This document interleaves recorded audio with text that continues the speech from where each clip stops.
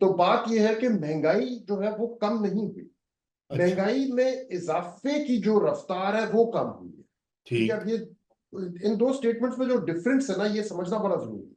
हम्म। क्योंकि जो महंगाई ऑलरेडी अब आ चुकी है कीमतों में, वो तो अब हम्म। रहेगी अपनी जगह। और अब आहिस्ता आहिस्ता यहां से आगे जैसे हम चलते हैं, तो लोगों को जिन्होंने अपनी इनकम्स जो है वो देखी हैं श्रिंक होते हुए, यानी कि अगर आपकी इनकम वहीं की वहीं खड़ी है और आपके बिल्स जो है, चाहे वो किचन का बिल हो या बिजली का बिल हो या पेट्रोल का बिल हो, जो भी आपके बिल्स हैं, वो इजाफा उनमें अगर होता चला जा रहा है, तो आप पीछे रह गए, आप अपने स्टैंडर्ड ऑफ लिविंग को मेंटेन नहीं कर पा रहे। अब जितना डैमेज वहां पे हुआ है अवाम की स्टैंडर्ड ऑफ लिविंग में, उस डैमेज को रिकवर करने में वक्त लगेगा। ये काम जल्दी नहीं होगा, लेकिन अलबत्ता जिस रफ्तार से अवाम का स्टैंडर्ड ऑफ लिविंग गिर रहा था, वो अब काबू में आ गया। उसको राइट। रिवर्स करना is now much harder job, very very hard job. And I think direction again उसमें सही है फिलहाल के लिए। लेकिन आने वाले महीनों में रजा गवर्नमेंट के ऊपर बहुत प्रेशर माउंट करेगा, क्योंकि अवाम ये मांगेगी उनसे कि भाई हमारे स्टैंडर्ड ऑफ, आपने मईशत को तो काबू कर लिया, हमारा अभी क्या बना है, क्योंकि मईशत काबू में आ गई है, लेकिन अवाम जो है वो अभी तक उनकी जो स्टैंडर्ड ऑफ लिविंग पे डैमेज आया है वो नहीं अभी रिवर्स हुआ। तो अब ये चीज जब उनको बार बार मिलेगी अपने कंस्टिट्यूएंट्स और अपने वोटर्स से सुनने में, तो उनको और से और उनके ऊपर प्रेशर माउंट होगा कि भाई आकारी कहीं से आए, ग्रोथ की तरफ मामले को लेके जाओ। लेकिन वो नहीं कर सकेंगे, क्योंकि अगर आईएमएफ प्रोग्राम को उन्होंने कायम रखना है और कंप्लीट करना है, तो उसमें एक रास्ता जो दिया दिया हुआ है वो बहुत सख्त रास्ता है। This is why it's going to become very very difficult for them in the months to come, और ऑलरेडी वो चीजें कुछ काफी हद तक हमें नजर आ रहा है। चीफ मिनिस्टर ने जब कोशिश की कि लोगों को बिजली के बिलों में रिलीफ दे, तो वो इसी प्रेशर को रिस्पॉन्ड करे हम्म। जो उनको नीचे से आ रहा है अपने वोटर्स से। जी बिल्कुल। इसकी किस्म की और अब कितना होता है क्या होता है, will be wait to see. जी विल सी।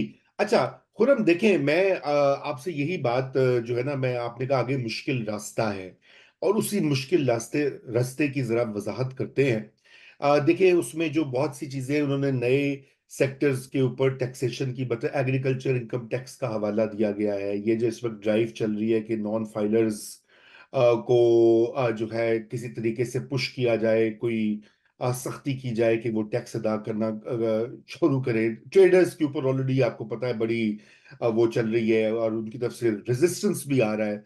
आप क्या समझते हैं कि इस वक्त ये लगता है कि कोई चारा नहीं है इस हुकूमत के पास कि अगर उन्होंने इस मईशत को संभालना है पाकिस्तान की, तो उनको ये इक़दाम तो करने होंगे। अब ये बताइए कि वो कर पाएंगे? इसकी इसकी पॉलिटिकल कॉस्ट भी होगी, और कुछ मेरे ख्याल से एडमिनिस्ट्रेटिव मसाइल भी होते हैं, जिस तरह से हमारा निज़ाम एक बना हुआ है, और सियासी प्रेशर भी होता है, ट्रेडर्स का अपना प्रेशर है, एग्रीकल्चर जो लैंडलॉर्ड्स बैठे हुए हैं पार्लियामेंट्स में, सूबाई असम्बलियों में, वो उनके अपने मसाइल हैं। तो जरा इसके ऊपर बताइए कि ये किस तरह नेविगेट करेंगे? You know them well. हाँ, रजा अभी जिस किस्म के टूल्स और इंस्ट्रूमेंट्स ये लोग यूज करने की बात कर रहे हैं, ये वाले टूल्स और इंस्ट्रूमेंट्स माजी में भी यूज हो चुके हैं, और इनसे कोई खास नताइज नहीं निकले, कोई खास नताइज हासिल नहीं हुए। अब हो सकता है ये लोग कहें कि भाई इस दफा डिफरेंट है, क्योंकि हम कर रहे हैं नंबर वन, और हम ज्यादा दो टोक तरीके से यूज करेंगे, नंबर वन। नंबर टू, अब हमारे पास इंफॉर्मेशन बहुत ज्यादा है, अब हमारे पास आर्टिफिशियल इंटेलिजेंस की हेल्प है, और पता नहीं क्या क्या। But frankly, I don't think so. I think tools like ramped up audits, for example, you take one example, जिसके जरिए ये कह रहे हैं कि वो लोगों को टैक्स नेट में लाने पे मजबूर करेंगे, ये माजी में यूज हो चुके हैं। They don't do anything. It produces no change in taxpayer behavior or in the behavior of informal sector agents.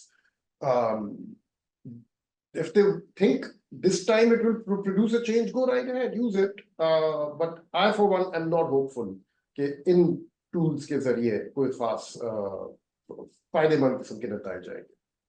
Right, आपको बिल्कुल ये नहीं लगता। अच्छा, और फाइनली मुझे ये बताइए अपना कि इस जो गुफ्तगू में हमने ये भी कहा कि डायरेक्शन की बात हुई, और जो मसाइल आगे आते हैं, टूल्स नहीं है, आपने कहा इंस्ट्रूमेंट्स नहीं है, लेकिन आप ये समझते हैं कि नए फाइनेंस मिनिस्टर जो हैं इनका तरीकाकार ज़रा मुख्तलिफ भी रहा है, मतलब इनकी अप्रोच भी मुख्तलिफ रही है, काफ़ी हद तक इंडिपेंडेंटली भी काम कर रहे हैं। तो ये क्या इनकी कितनी अ, चलती है या चलेगी आने वाले लेट्स से 6 महीने साल में? ठीक है ना, क्योंकि पहले यही होता रहा है ना, आप खुद रिपोर्ट करते रहे मतवातिर के एक प्लान ऑफ एक्शन है, फिर सियासी दबाव है, रोज कॉम्प्रोमाइजेस और या एडहॉकिज्म है। तो आप ये समझते हैं कि इस वक्त जो फाइनेंशियल मैनेजमेंट है, मैं उसकी बात कर रहा हूँ, जो एक economic management, not financial, economic management जो है, उसको चलाने में फाइनेंस मिनिस्टर कितने खुद मुख्तार और आजाद है? नहीं, मेरे मुझे लग तो नहीं रहा कि वो कोई बहुत ज्यादा खुद मुख्तार या आजाद हैं। हम्म। अभी मुझे कोई खास इकोनॉमिक मैनेजमेंट भी नजर नहीं आ रही। मुझे तो मुख्तलिफ किस्म के एड हॉक मेजर्स नजर आ रहे हैं, इधर उधर छोटे ट्रबल शूट करने वाले। हम्म। कोई मेजर डायरेक्शन नजर नहीं आ रही। हो सकता है आने वाले दिनों में वो चीज चेंज हो। अब जो IMF प्रोग्राम शुरू हुआ है उसके तहत, उसकी जब स्टाफ रिपोर्ट आएगी उसमें भी हम देखेंगे कि और क्या इन लोगों ने कमिटमेंट्स दी हैं, किस किस्म के टारगेट सेट किए गए हैं। लेकिन फिलहाल तो मुझे एड हॉकिज्म नजर आ रही है। I am not seeing any real sort of direction और टारगेट ड्रिवन इकोनॉमिक मैनेजमेंट। ये तो बहुत ही तश्वीशनाक बात है, क्योंकि जिस तरह का आगे पाथ है, और IMF के प्रोग्राम की मजीद कंडीशंस भी होंगी, क्योंकि अभी तो देखिए ना Khurram, as as you know, कि अभी तो पार्टी शुरू हुई है। अभी तो एक ट्रांच $1 अरब की मिली है। रजा, इसमें मैं आपको जैसे एक चीज बता दूं कि इट्स वेरी अगर साउंड इकोनॉमिक मैनेजमेंट होनी है तो economic management is different from managing a cricket team or managing one institution जैसे a university or a hospital और anything। ये एक अलग चीज होती है ऑल टुगेदर। और जब इकोनॉमिक मैनेजमेंट मौजूद होती है तो हाँ। Usually centres of decision making जो है वो नजर आ रहे होते हैं। आपको पता होता है कि ये लोग हैं, ये टीम है, इस ये वाला एस्पेक्ट ये लोग फॉलो वो कर रहे हैं इम्प्लीमेंट, ये वाला एस्पेक्ट ये लोग कर रहे हैं implement. But right now for example मुझे तो ये नहीं पता कि इस मुल्क को चला कौन रहा है। क्या ये हुकूमत चला रही है या फौज चला रही है? बिकॉज इकोनॉमिकली स्पीकिंग हमारे पास अभी जो बयान आ रहे हैं वो फौज से भी आ रहे हैं on the economy. Army chief साहब मिल रहे हैं बिजनेस लीडर्स के साथ कराची में। And at the same time, the finance minister, in technical term, reports to the prime minister. But at the same time, Maryam साहिबा के पीछे नवाज शरीफ साहब जो खड़े हैं वो भी इन्फ्लुएंस करने के लिए तैयार हैं। डार साहब जो हैं उनकी रोजाना कॉल्स आ रही हैं क्यू ब्लॉक में सेक्रेटरी फाइनेंस को। नेट रिजल्ट इज के the situation is a little bit all over the place, क्योंकि there is no centralised sense of ideas आ कहाँ से रहे हैं आपके पास। जो जो आइडियाज अभी आ भी रहे हैं, they being pulled from the oldest of the old playbook in Pakistan. Subsidize कर दो टू समबॉडी और the other. Tax salaried sector के ऊपर जो है टैक्स बर्डन इंक्रीज कर दो, बिकॉज सबसे आराम से वहां से आपको मिल जाती है रेवेन्यू एनहांसमेंट। इवन ट्रेडर्स के ऊपर जो लगा रहे हैं, this is an old idea कि उनके शॉप फ्लोर के साइज के साथ एस्टिमेट करके एक टैक्स लाइबिलिटी जनरेट कर लेंगे और वो बिजली के बिल के थ्रू कलेक्ट करेंगे। कभी वो होता है, कभी नहीं, आप खुद फाइल करेंगे। Now serving audits and like coming down hard on those who are within the net to see कि evasion कहाँ हो रही है। These are the oldest of the old playbooks. जी। We'll wait to see कि state owned enterprises को reform करने के लिए विजन क्या है, कहाँ है। वो फिलहाल कहीं नहीं नजर आ फिलहाल नहीं, या हाँ। पावर सेक्टर गवर्नेंस को चेंज करने के लिए, रिफॉर्म करने के लिए विजन क्या है, कहाँ है, वो नहीं नजर आ रही कहीं पे। तो until we have a sense of those things, जब तक वो नहीं आती तो अभी जो जो स्टेप्स हमें नजर आ रही है तो एड हॉकिज्म है this, and it's all over the place because I think there's more than one decision making center and the finance minister is trying to please all of them। और इतने सारे कॉम्प्रोमाइजेस कट करने के बाद जो भी बात रह जाती है करने की, उसकी फिर यही शक्ल होती है कि एक दिन कुछ कर रहे हैं, अगले हफ्ते कुछ और कर रहे हैं। तो ये तो फिर खुरम यही बात है कि आपने तो काफी ये मुश्किल काम लगता है, लेकिन एक जो अच्छी चीज एक और दिखाई दी कि चाइनीज अथॉरिटीज ने भी इस बार पाकिस्तान के साथ कॉपरेट किया है। यूएई, सऊदी अरेबिया, जो यूजुअल पाकिस्तान के सपोर्टर्स और पार्टनर्स हैं, वो भी ये इसमें इंटरेस्टेड लग रहे हैं कि पाकिस्तान को स्टेबलाइज ही रखा जाए। ये आप समझते हैं कि कुछ आगे इन्वेस्टमेंट्स में भी शो होगा? क्योंकि अभी तो सिर्फ वही होता ना कि वो कुछ पैसे दे दिए आपको एक मुश्किल सूरत हाल से निकालने के लिए। But do you think that ये अब आगे होगा मामला? रजा, मुश्किल लग रहा है।